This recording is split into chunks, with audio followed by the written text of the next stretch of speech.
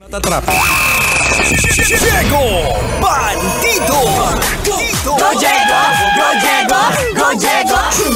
EDSA. Isa, dalawa, tatlo, apat, lima. Lima kayo. Guard! Guard! Kulihin to! Ay, mga kabisyo!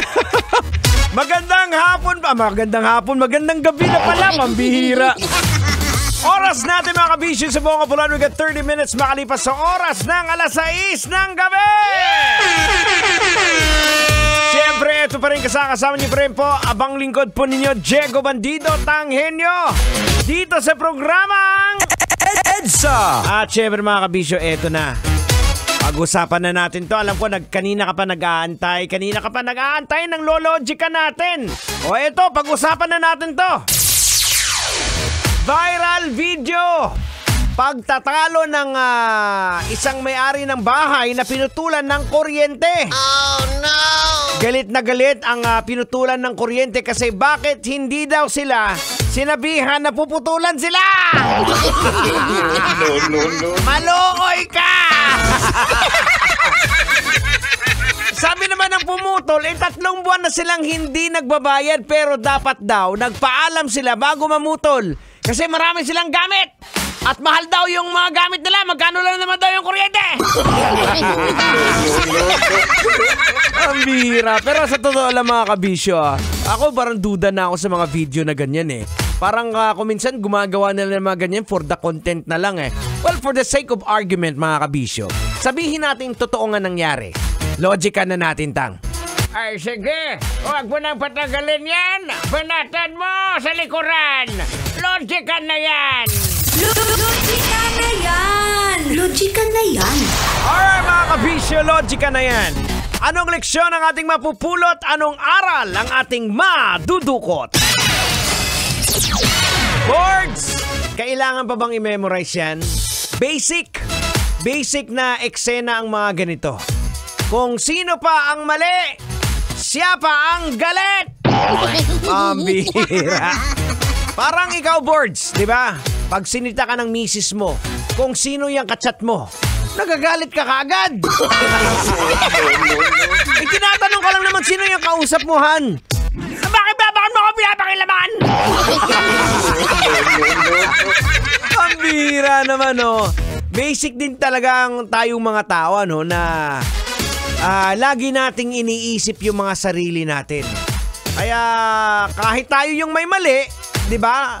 Pag naparusahan na tayo sa mga ginagawa nating mali, pabiktim tayo. Diba? Oo, ganun ang ginagawa. Pabiktim tayo ang labas. Diba? Now mga kabisyo, eto logican po natin ha.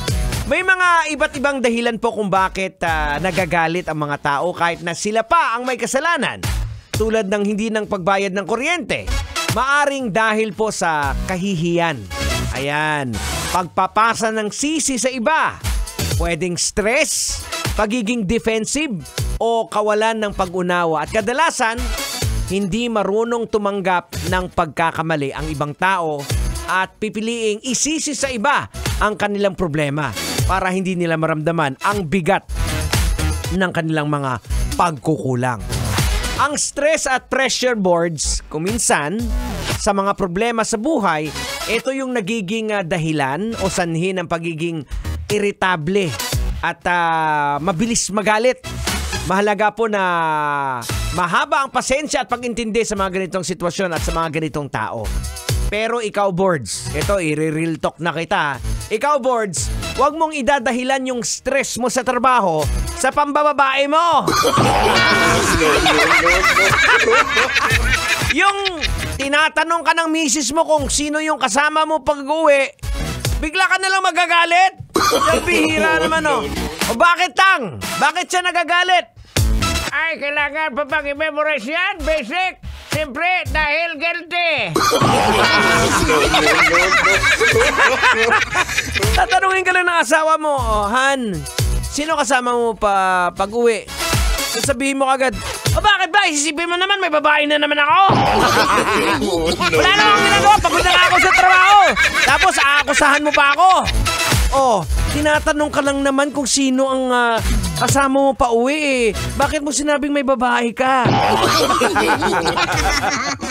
Ang bihira naman. Hey, we got 35 minutes after 6 o'clock in the evening. This is Metro's number 1.